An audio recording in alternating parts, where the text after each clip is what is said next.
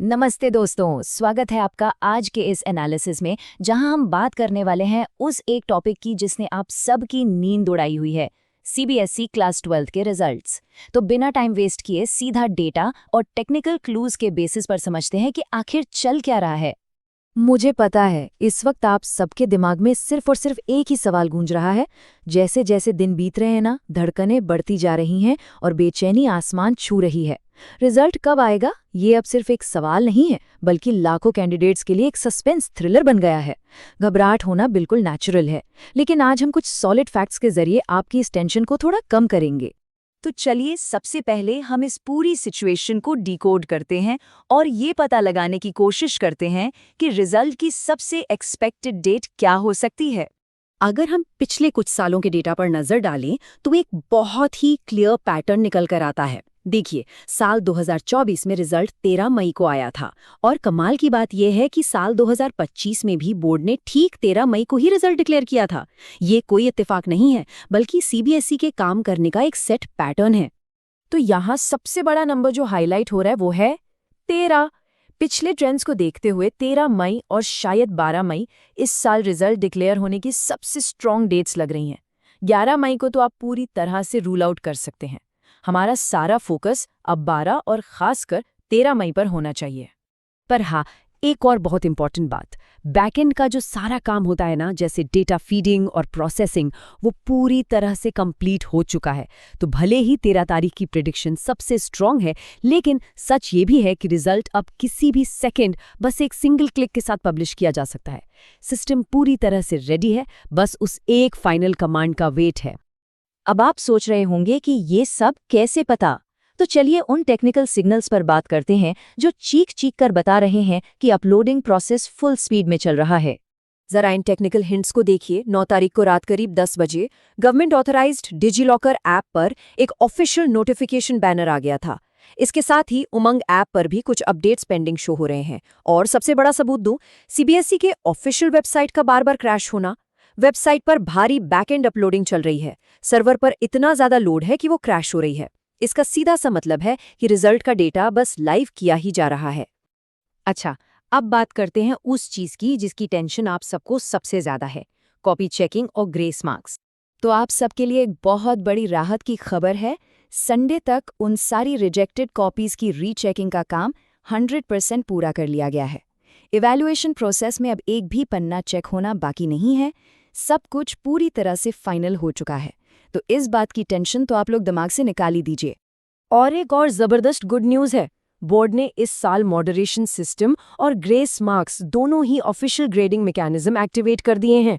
इसका सिंपल सा मतलब ये है कि मार्किंग बिल्कुल फेयर हो रही है और जो स्टूडेंट्स पासिंग मार्क्स के एकदम बॉर्डर लाइन पे लटके हुए हैं ना, उन्हें एक्स्ट्रा मार्क्स देकर पास किया जा सकेगा। सच में जो बच्चे मार्क्स को लेकर स्ट्रेस में हैं, उनके लिए ये किसी मैजिक से कम नहीं है।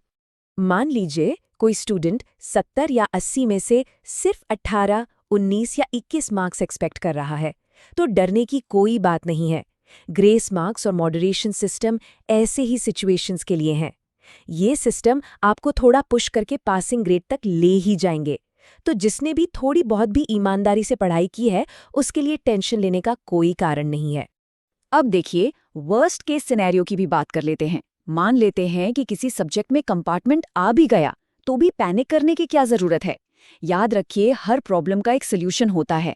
डरने या घबराने से कभी कुछ सॉल्व नहीं हुआ है। हर एक एकेडमिक प्रॉब्लम का एक बहुत ही क्लियर रास्ता होता है। तो अगर ऐसी नौबत आ भी जाती है तो रिलैक्स रहिए, आगे के रास्ते हमेशा खुले रहते हैं। पर यार, हम वर्स्ट केस के बारे में क्यों सोचें? चलिए थोड़ा पॉजिटिव सोचते हैं। जरा इस नंबर 90 को इमेजिन कीजिए। सोचिए उस मोमेंट के बारे में जब आप स्क्रीन पर अपना रिजल्ट देखेंगे और आपके मार्क्स 90 से ऊपर होंगे। आप दौड़कर जाएंगे और प्राउडली अपने पेरेंट्स को अपनी मार्कशीट दिखाएंगे। वो जो एक्साइटमेंट है, वो खुशी है, उसी के लिए तो ये सारी मेहनत की गई है ना। लेकिन इन सब बातों के बीच एक सच्चाई जो हमें कभी नहीं भूलनी चाहिए, वो ये है कि ये मार्कशीट ही सब कुछ नहीं होती। आपने अक्सर देखा होगा, एक तरफ क्लास का टॉपर होता है और दूसरी तरफ एक बैक बेंचर, पर लाइफ की रियलिटी कुछ और ही होती है। कई बार टॉपर्स भी आगे चलकर लाइफ के चैलेंजेस में स्ट्रगल करते नजर आते हैं, और वही एक बैकबेंचर अचानक से लाइफ में बहुत बड़ी सक्सेस अचीव कर लेता है और सबसे आगे निकल जाता है। ये इस बात का एकदम परफेक्ट प्रूफ है कि कागज का एक सिंगल टुकड़ा या कोई एक एग्जाम की मार्कशीट आपकी पूरी लाइफ की सक्सेस डिसाइड नहीं कर सकती। इसीलिए मेरी आप सबसे यही रिक्वेस्ट है कि अपना पूरा फोकस सिर्फ आज पर, अपने प्रेजेंट पर रखिए।